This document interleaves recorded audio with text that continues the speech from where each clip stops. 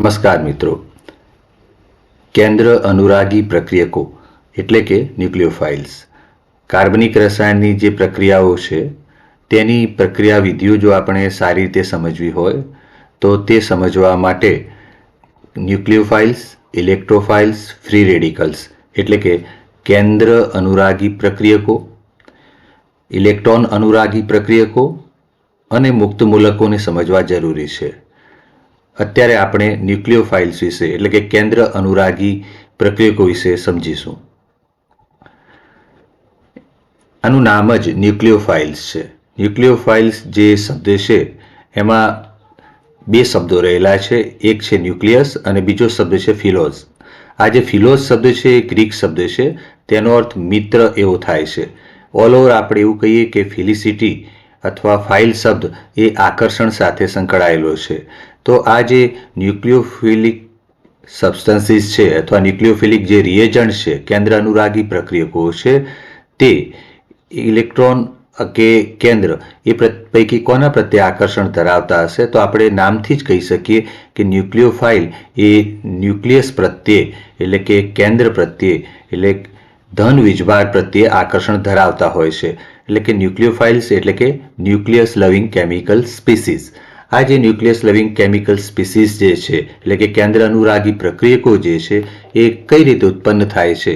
તો આપણે સમવિભાજન અને અસમવિભાજન એવી બે પ્રક્રિયાઓ વિશે જાણીએ છીએ. તો કે સમવિભાજન અને અસમવિભાજનથી કેન્દ્ર અનુરાગી પ્રક્રિયકો, ઇલેક્ટ્રોન અનુરાગી પ્રક્રિયકો અને મુક્ત મૂલકો વગેરે આપણે સમજી શકીએ છીએ. તો જે હિટ્રોલાઇટિક ફિશન છે એટલે કે અસમ વિભાજન જે છે તેના દ્વારા આ પ્રકારના કેન્દ્ર અનુરાગી પ્રક્રિયકો પ્રાપ્ત થતા હોય છે. આ જે કેન્દ્ર અનુરાગી પ્રક્રિયકો છે તે ઇલેક્ટ્રોન લવિંગ જે સ્પીસીસ છે એટલે કે ઇલેક્ટ્રોફાઇલ છે તેમની સાથે જોડાતા હોય છે અને રાસાયણિક બંધનું નિર્માણ કરતા હોય છે. એટલે કે આ જે ન્યુક્લિયોફાઇલ્સ આપણે જોઈએ તો નેગેટિવલી ચાર્જ આયન હોય છે અથવા ન્યુટ્રલ મોલેક્યુલ્સ હોય છે કે જેમની પાસે અબંધકારક ઇલેક્ટ્રોન યુગ્મ આવેલું હોય છે. તો ફરીથી એકવાર સમજીએ મિત્રો કે ન્યુક્લિયોફાઇલ્સ છે એ ન્યુક્લિયસ લવિંગ હોય છે એટલે કે કેન્દ્ર પ્રત્યે આકર્ષણ ધરાવનારા, કેન્દ્ર પ્રત્યે અનુરાગ ધરાવનારા પ્રક્રિયકો છે. આ જે પ્રક્રિયકો છે તે સહસંયોજક બંધના અસમ વિભાજનથી પ્રાપ્ત થતા હોય છે. તેઓ ઋણ વીજભાર ધરાવતા આયનો પણ હોઈ શકે અથવા તટસ્થ અણુઓ પણ હોઈ શકે કે જેમની પાસે અબંધકારક ઇલેક્ટ્રોન યુગ્મ આવેલું હોય. હવે આપણે આના કેટલાક ઉદાહરણો જોઈએ તો તમે સ્ક્રીન પર જુઓ છો Cl-, Br- અને I- એટલે કે ક્લોરાઇડ, બ્રોમાઇડ અને આયોડાઇડ. એ સિવાય હાઇડ્રોક્સાઇડ આયન, સાયનાઇડ આયન, એમોનિયાનો અણુ અને પાણીનો અણુ એટલે કે H2O એટલે પાણીનો અણુ, NH3 એટલે એમોનિયાનો અણુ, સાયનાઇડ એટલે Cn- આયન, હાઇડ્રોક્સાઇડ આયન એટલે કે OH- આયન અને આ બધા હેલાઇડ આયનો Cl-, Br- અને I-. આ બધા કેન્દ્ર અનુરાગી પ્રક્રિયકોના જાણીતા ઉદાહરણો છે. તેઓ પ્રક્રિયામાં કેન્દ્ર અનુરાગી પ્રક્રિયક તરીકે વર્તે છે. તો કે ન્યુક્લિયોફાઇલ શું કરતા હોય છે? તો તમે સમજી શકો છો કે ન્યુક્લિયોફાઇલ seeks a positive center such as the nucleus of an atom because they contain an electron pair available for covalent bonding. એટલે કે સહસંયોજક બંધ બનાવવા માટે જે જરૂરી ઇલેક્ટ્રોન યુગ્મ છે તે યુગ્મ આવા પ્રક્રિયકો ધરાવતા હોય છે. તેઓ ધન કેન્દ્રની શોધમાં હોય છે. ધન કેન્દ્ર મળે ત્યારે તેમની સાથે જોડાઈ જાય છે અને જોડાઈને સહસંયોજક બંધનું નિર્માણ કરતા હોય છે. તમે આ જે બધા ઉદાહરણો જુઓ છો તે હવે તમે સમજી ગયા હશો કે એ કેન્દ્ર અનુરાગી પ્રક્રિયકોના સામાન્ય અને જાણીતા ઉદાહરણો છે. કેન્દ્ર અનુરાગી પ્રક્રિયકોના પ્રકારો કયા હોઈ શકે? તો આપણે ટાઈપ્સ ઓફ ન્યુક્લિયોફાઇલ્સ સમજવા પ્રયત્ન કરીએ. તેનો પહેલો પ્રકાર છે નેગેટિવલી ચાર્જ ન્યુક્લિયોફાઇલ્સ એટલે કે ઋણ વીજભાર ધરાવતા કેન્દ્ર અનુરાગી પ્રક્રિયકો. આ જે ઋણ વીજભાર ધરાવતા કેન્દ્ર અનુરાગી પ્રક્રિયકો એ પ્રકારનું નામકરણ જ આપણને સ્પષ્ટ કરી આપે છે કે તેમાં માઇનસ વીજભાર એટલે કે ઋણ વીજભાર આવેલો હોવો જોઈએ. તો અહીં જે કંઈ આયનોનું લિસ્ટ તમે જુઓ છો, આ આખું જ લિસ્ટ તમે જોઈ શકો કે માઇનસ વીજભારવાળું, માઇનસ ચાર્જવાળું એટલે કે ઋણ વીજભારવાળું છે. એટલે કે CN માઇનસથી માંડી અને SH માઇનસ સુધી આ જે બધા આયનો છે બધા જ નેગેટિવલી ચાર્જ ન્યુક્લિયોફાઇલ્સ છે. આ સિવાય એનો બીજો પ્રકાર જોઈએ તો ન્યુટ્રલ ન્યુક્લિયોફાઇલ્સ. ન્યુટ્રલ એટલે કે તટસ્થ. ન્યુક્લિયોફાઇલ્સનો અર્થ હવે તમે સમજી ગયા છો કે કેન્દ્ર અનુરાગી પ્રક્રિયકો. તો કે તટસ્થ કેન્દ્ર અનુરાગી પ્રક્રિયકોના સામાન્ય જાણીતા ઉદાહરણ કયા કયા છે? તો તમે અહીં NH3 જોઈ શકો છો અને બીજું અહીં H2O જોઈ શકો છો. તેમના આ બંધારણીય સૂત્રો પણ અહીં તમે જુઓ છો કે આ NH3 છે એમાં નાઇટ્રોજન ઉપર એક અબંધકારક ઇલેક્ટ્રોન યુગ્મ આવેલું છે. એટલે કે એમોનિયાનું જે અણુ છે તેમાં નાઇટ્રોજનના પરમાણુ ઉપર અબંધકારક ઇલેક્ટ્રોન યુગ્મ આવેલું છે. એ જ રીતે H2O એટલે કે પાણીનો અણુ. તો આ જે પાણીનો અણુ છે તેમાં મધ્યવર્તી ઓક્સિજન પરમાણુ છે અને મધ્યસ્થ જે ઓક્સિજન પરમાણુ છે તેમાં તમે જોઈ શકશો મિત્રો કે આ એક ઇલેક્ટ્રોન યુગ્મ છે અને આ એક બીજું ઇલેક્ટ્રોન યુગ્મ છે. તો ટૂંકમાં H2Oમાં બે અબંધકારક ઇલેક્ટ્રોન યુગ્મ આવેલા છે, એમોનિયામાં એક અબંધકારક ઇલેક્ટ્રોન યુગ્મ આવેલું છે. માટે આવા જે અણુઓ છે એ તટસ્થ હોવા છતાં ઇલેક્ટ્રોન યુગ્મ ધરાવવાના કારણે કેન્દ્ર અનુરાગી પ્રક્રિયકો તરીકે વર્તે છે અને સહસંયોજક બંધ બનાવી શકે છે. હવે આ ત્રીજો પ્રકાર છે. આ ત્રીજો પ્રકાર જે છે કેન્દ્ર અનુરાગી પ્રક્રિયકોનો એ થોડોક રસપ્રદ છે. એટલે કે એને એમ્બિડન્ટ ન્યુક્લિયોફાઇલ્સ કહીએ છીએ. એટલે કે એને ઉભયદંતી નાભિક રાગી એવું પણ કહેવામાં આવે છે. એટલે કે આ ઉભયદંતી પ્રકારના, ઉભય ગુણધર્મી પ્રકારના કેન્દ્ર અનુરાગી પ્રક્રિયકો છે. તો આવા પ્રક્રિયકોની વ્યાખ્યા શું કરી શકાય? તો કે ન્યુક્લિયોફાઇલ્સ which have two attacking sites, one negatively charged and one neutral sites, are known as ambident nucleophiles. એટલે કે જેની અંદર બે પ્રકારની એટેકિંગ સાઇટ્સ, બે પ્રકારના એટેકિંગ સ્થાનો આવેલા હોય તેવા જે ન્યુક્લિયોફાઇલ્સ છે, તેવા જે કેન્દ્ર અનુરાગી પ્રક્રિયકો છે તેને આપણે એમ્બિડન્ટ ન્યુક્લિયોફાઇલ તરીકે ઓળખીએ છીએ. આવા બે સ્થાનો પૈકી એક જે છે એ ઋણ વીજભાર ધરાવતું સાઇટ હોય છે અને બીજું જે છે એ તટસ્થ હોય છે. એટલે આવો જે ઉભયદંતી કેન્દ્ર અનુરાગી પ્રક્રિયક છે તે એકથી વધારે સ્થાન દ્વારા પ્રક્રિયક પર એટેક કરી શકતો હોય છે, આક્રમણ કરી શકતો હોય છે અને પરિણામે તેની જે નિપજો મળે છે તેમાં વૈવિધ્ય જોવા મળે છે. દાખલા તરીકે તમે જુઓ અહીં SCN લખેલું છે.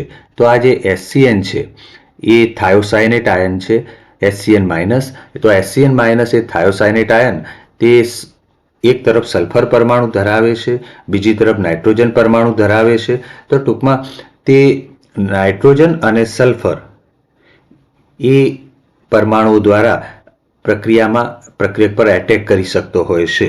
એટલે કે આ જે આલ્કાઇલ હેલાઇડ આપણે જો લઈએ અને એની આ થાયોસાયનેટ આયન સાથે જો પ્રક્રિયા કરીએ તો આપણને આલ્કાઇલ થાયોસાયનેટ અને આલ્કાઇલ આઇસોથાયોસાયનેટ એનું આપણને મિશ્રણ પ્રાપ્ત થતું હોય છે.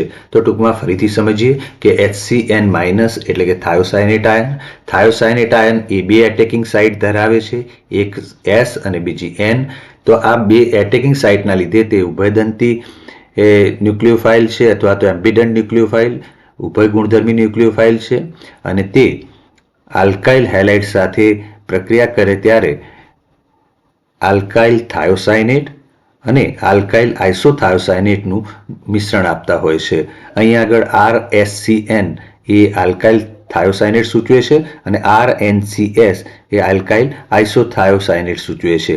તો SCN છે એ થાયોસાયનેટનો નિર્દેશ કરે છે મિત્રો, અને થોડુંક ઉલટું લખીએ તો NCS છે એ આઇસોથાયોસાયનેટનો નિર્દેશ કરે છે. તો આ રીતે આપણે ઉભયદંતી કેન્દ્ર અનુરાગી પ્રક્રિયકને સમજ્યા છીએ. હજુ એક વધારે ઉદાહરણ લઈએ તો એ વાત વધારે સ્પષ્ટ થશે કે નાઇટ્રાઇટ આયન એનું સૂત્ર હોય છે NO2 માઇનસ. આ જે NO2 માઇનસ આયન છે તે પણ એક પ્રકારનો એમ્બિડન્ટ ન્યુક્લિયોફાઇલ છે, એટલે કે ઉભય ગુણધર્મી કેન્દ્ર અનુરાગી પ્રક્રિયક છે.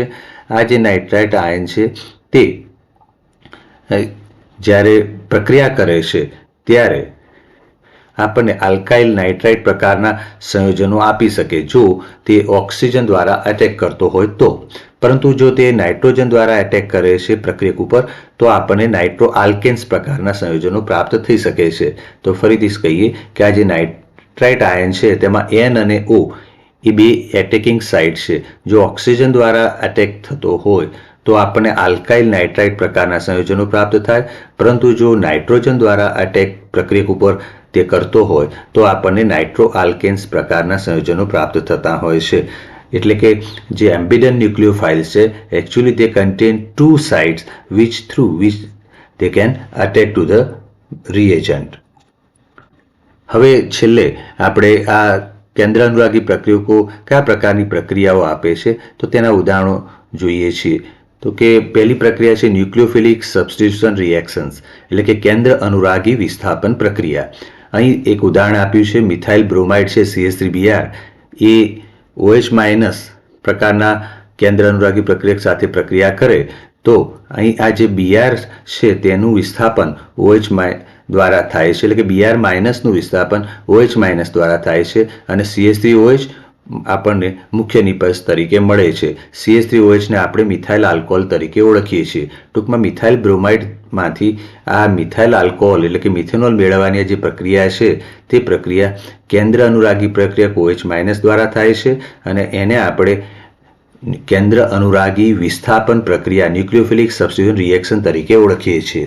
હવે મિત્રો તમે આ બીજી પ્રક્રિયા જુઓ તો આ જે બીજી પ્રક્રિયા છે એનું નામ છે ન્યુક્લિયોફિલિક એડિશન રિએક્શન્સ, એટલે કે કેન્દ્ર અનુરાગી યોગશીલ પ્રક્રિયાઓ.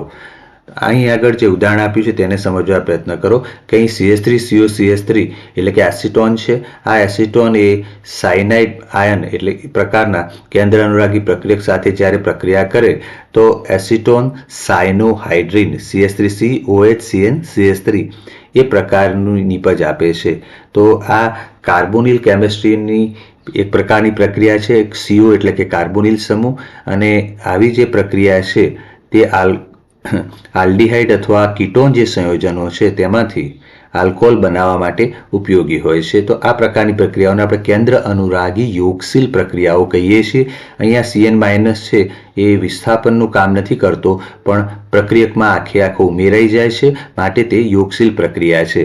અને જે ત્રીજી પ્રક્રિયા છે એ કેન્દ્ર અનુરાગી એરોમેટિક વિસ્થાપનની એટલે કે ન્યુક્લિયોફિલિક એરોમેટિક સબસ્ટિટ્યુશનની પ્રક્રિયા છે. તમે અહીં જોઈ શકો સ્ક્રીનના છેડે અંતે કે ક્લોરોબેન્ઝીન જે છે એ સોડામાઇડ સાથે પ્રક્રિયા કરે છે ત્યારે એનિલિન મળે છે. તો અહીંયા આગળ જે Cl સમૂહ છે તે Cl સમૂહ અહીં NH2 દ્વારા વિસ્થાપિત થાય છે, એટલે કે Clની જગ્યા NH2 લઈ લે છે, એટલે કે વિસ્થાપન પ્રક્રિયા છે. અહીં NH2- એ કેન્દ્ર અનુરાગી પ્રક્રિયક છે, માટે આ ન્યુક્લિયોફિલિક રિએક્શન છે અને ઓલ ઓવર એ ન્યુક્લિયોફિલિક સબસ્ટિટ્યુશન રિએક્શન છે. પણ જે ક્લોરોબેન્ઝીન છે એ એરોમેટિક કમ્પાઉન્ડ હોવાથી આ પ્રક્રિયા ન્યુક્લિયોફિલિક એરોમેટિક સબસ્ટિટ્યુશન છે. તો આ રીતે આપણે OH- જ્યારે Br- નું વિસ્થાપન કરે છે ત્યારે મિથાઇલ બ્રોમાઇડમાંથી મિથાઇલ આલ્કોહોલ પ્રાપ્ત થાય છે. તો આ વિસ્થાપનની પ્રક્રિયા કેન્દ્ર અનુરાગી પ્રકારની છે. બીજી જે પ્રક્રિયા છે એમાં સાયનાઇડ આયન જે છે એ સાયનાઇડ આયન એ એસિટોનમાં પૂરેપૂરો ઉમેરાઈ જાય છે. સાયનાઇડ એ કેન્દ્ર અનુરાગી પ્રક્રિયક છે અને તેના આધારે આ પ્રક્રિયાને આપણે ન્યુક્લિયોફિલિક એડિશન રિએક્શન કહીએ છીએ. અને જે છેલ્લી પ્રક્રિયા છે એમાં Cl જે સમૂહ છે એ સમૂહનું વિસ્થાપન NH2 દ્વારા થાય છે અને અહીં NH2 એ એક પ્રકારનો NH2- એક પ્રકારનો કેન્દ્ર અનુરાગી પ્રક્રિયક છે અને એરોમેટિક સંયોજન એમાં ભાગ લેતું હોવાથી, એટલે કે ક્લોરોબેન્ઝીન એ એરોમેટિક સંયોજન છે. તો આ પ્રક્રિયાને આપણે ન્યુક્લિયોફિલિક એરોમેટિક સબસ્ટિટ્યુશન તરીકે ઓળખીએ છીએ. તો આ રીતે કેન્દ્ર અનુરાગી પ્રક્રિયકો કોને કહેવા, તેમના પ્રકાર કયા કયા છે તે વિશે આપણે મિત્રો જોયું અને તેના માટે આપણે સમજ કેળવી. Thank you.